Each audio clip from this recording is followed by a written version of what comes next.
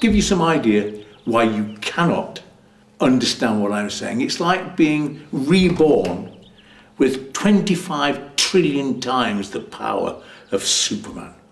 I was put into like a machine of divine energy, of such awesome power, and this was what was required to send a God to earth.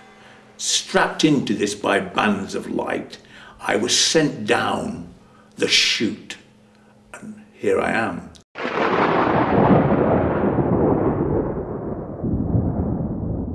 I consider myself fortunate to have left the United Kingdom. When Gorgon Brun took over the establishment, that's like putting Goebbels in control as far as I'm concerned, and that's just one thing too much. So I took my beloved and my beloved friends, and I moved to the Italian Riviera, near the French Riviera. I've got two Rivieras for the price of one. I live in a 4-story house, which is full of books and paintings and extremely nice people, and I buy a motorbike around on the back with my Uzi, and I eat well, and my life is wonderful.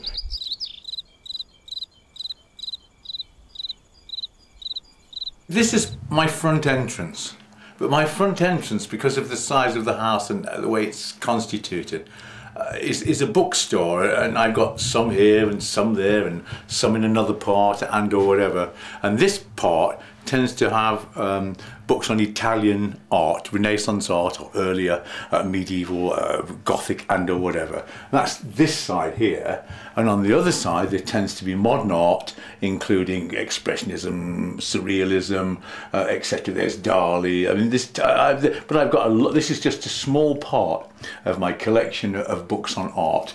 I mean, I've got thousands of them. When we moved here, there were 1,000 crates, and I've been buying since. My earliest memories of bouncing down a set of stairs and realising when I hit the bottom that I was all right.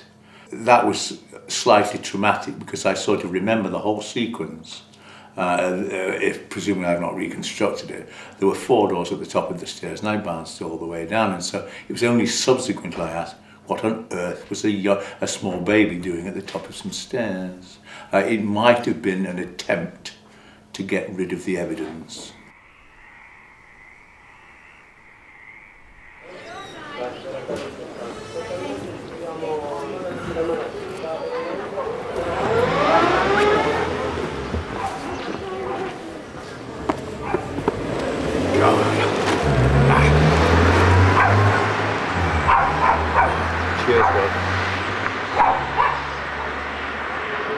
It's very nice because what we don't have in England is the piazza, and you sit here and you can watch human life. It's very nice, sometimes very amusing. Italian parking and the consequent crashes and the kids playing mud pie, and it's very nice.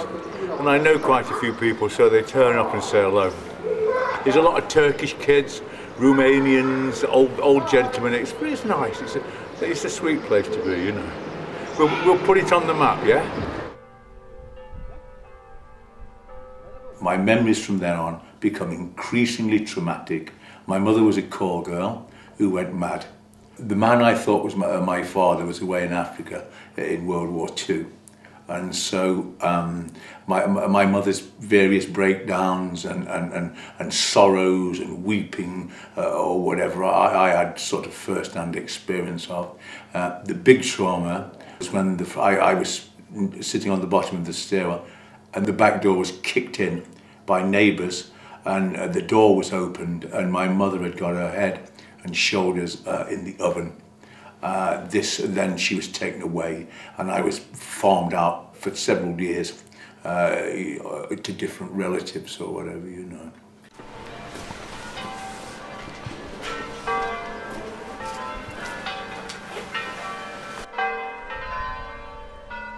I'm sitting in my atelier workshop, a place where I display my art. It's in a small town near Imperia, which is on the Italian Riviera, It's a sort of thoroughfare for mostly German holidaymakers to the beach. It's medieval. To what date I don't know, possibly the 13th century.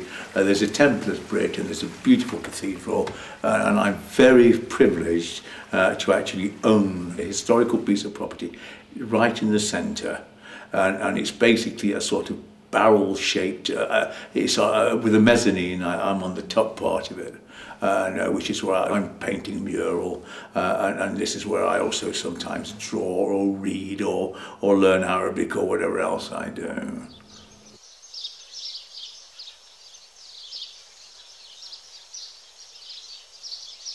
I remember the man who was reputedly my father returning from war in an army greatcoat. He walked down the path. I'd been told, your dad's coming home. And this man came down, stopped, looked at me with hostility, gave me no sign of affection whatsoever, and went straight into the house.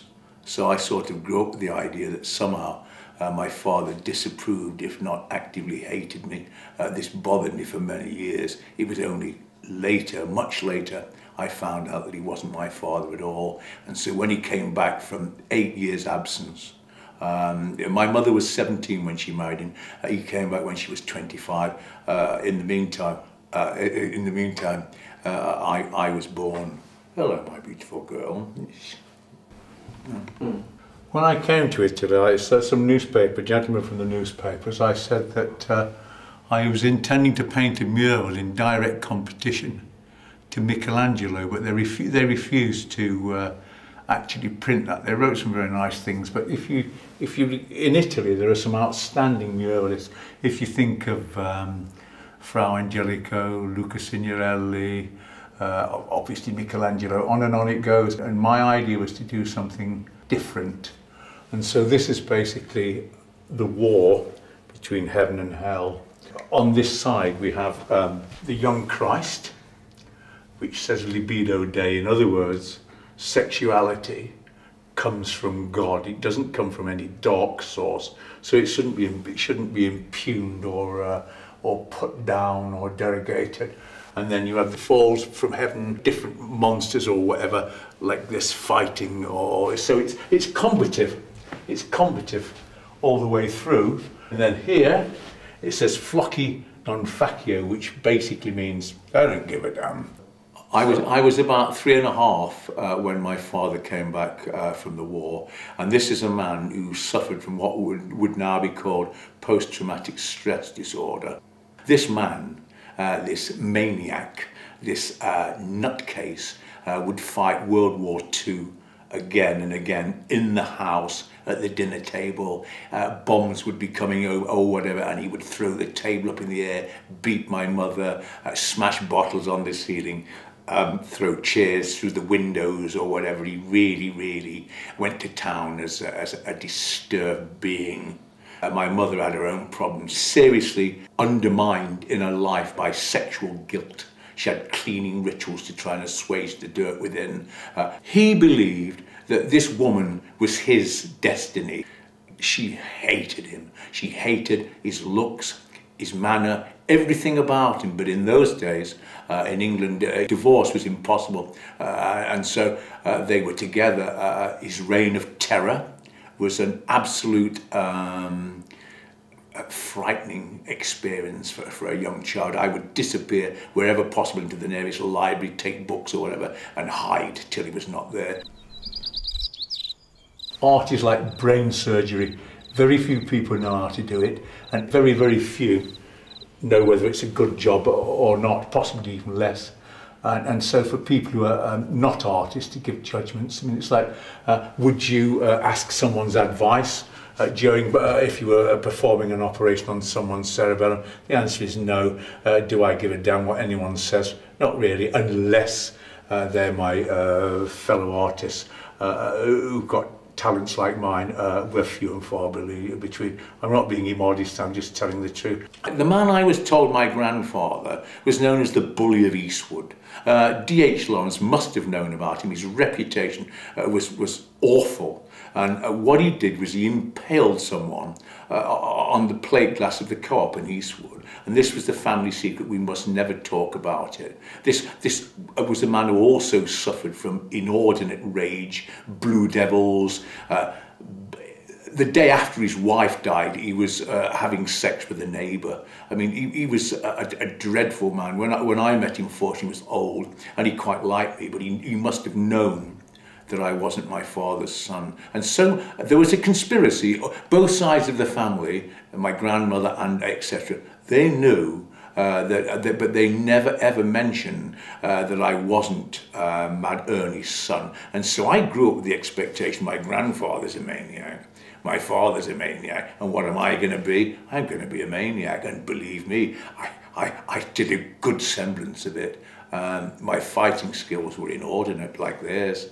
They were natural born killers, and so I grew up with extreme violence as my inheritance. Wuffly? Come here, Wuffly. Come on, come on. Do you want me to pass you your toys? Come on, then I'll pass you your toys. You want a toy? You want a Wuffly toy? You want one of these, yes? Come on then. Good girl. The real title of this painting, this is the central section of a triptych, is the foul fucking horror of it all, but for politeness' sake we call it Satan Rising.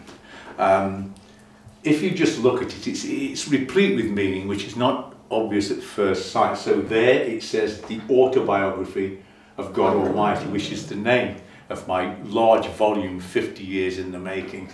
A section of it was published in 2003, the rest is yet to come. It says, Satan, Earth's God. This is the entity that vast swathes of mankind worship, this piece of living dung, if living is the name for him. Here, this is a gentleman I was on the PhD circuit with at the University of Durham, who shall be nameless. His genitals are being nibbled, if not, they've already been nibbled off by a demon. And if you notice, flies and cockroaches appear all through this painting, because in Arabic the word thaboob, as in Beelzebub, means Lord of the Flies. There's the Messiah casting his rays down on these sort of entities which are anathema to anyone with a loving heart and mind. I joined the army because it was part of the ideology I grew up with, that to be a man you had to have become a soldier and travelled worldwide. On the one hand, it got me away from a dreadful situation, the psychotic behaviour in the home, and on the other hand it sort of fulfilled the parental wish that, you know, I become a soldier and travel. So at the age of 16 I became a soldier until the age of 17 and a half, when I was unceremoniously thrown out. There was a reason behind that. Military intelligence started to put on the notice board, company notice boards, maybe for 3,000 to 6,000 men, a series of tests, aptitude, IQ, crosswords in Latin, and etc. They did this for several months. Now, I saw these as a means of winning a small prize, the equivalent of today in 40 cigarettes. And if you won the prize, the equivalent of 40 cigarettes, you could lend them out, and you could go into business and make a few bob. So for several months, I would just take the answers down to two gentlemen who waited in the library, get the money, and off I'd go. And these two guys stepped out of the darkness and said, if you mention this to anyone, we will get into extremely serious trouble. We're not having this conversation, but we want to tell you that what you've done with these tests is it shows your intelligence is incalculable. In my involvement in art, I am relying on the power of the Holy Ghost. It is the power of the Holy Ghost, as increate light, which illuminates my paintings from within. If God so deigns, my works will, as it were, exemplify His holiness, His power, and His kingdom. Those radiations, those illuminations from Him will come through my art. I broke out of the army by forms of behaviour that were reprehensible. I knocked the army middleweight champion out. the new army middleweight champion, and I ran away, and I got into, I threw an inkwell at an intelligence officer, and I was they actually said get out by any means, and I couldn't afford to buy myself out, and so I went on a rampage for 2 or 3 months, and then I left the army, and I went and I lived rough for maybe 6 months. In London around the Old Kent Road, and then I started to study the philosophy of mathematics. I loved philosophy and logic and mathematical logic, and so I was writing, and I started to look at certain questions in mathematics that engaged me for 9 years, and I wrote a lot about these. In fact, hundreds upon hundreds of pages on maths, and then I took them and I showed them to a professor of mathematics at Bedford College. This man was impressed and sent them round to 12 professors and doctors of mathematics at Oxford and Cambridge, 10 of whom gave me really glowing testimonials. In fact, one of them said that my work was so advanced, so much in advance of his own, that he couldn't give me a reference because I was beyond him. This testimonial alone. So I won a scholarship. A mathematics scholarship. A lot of people, they say, oh, it's a collage, i.e. glue. You've stuck these 2 pictures of the Virgin on, and they actually go like this. They're trying to scrape them off with their fingernails, okay? And the thing is, they're painted.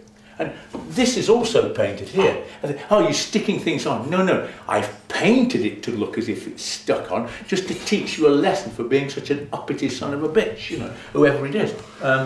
Then what I did was to actually survive, was I started to pick up girls who would give me a bed for the night and food.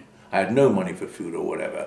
And so when I was maybe 18 and a half, I went to live with a doctor's wife whose husband had deserted her. And this lady was a drama coach.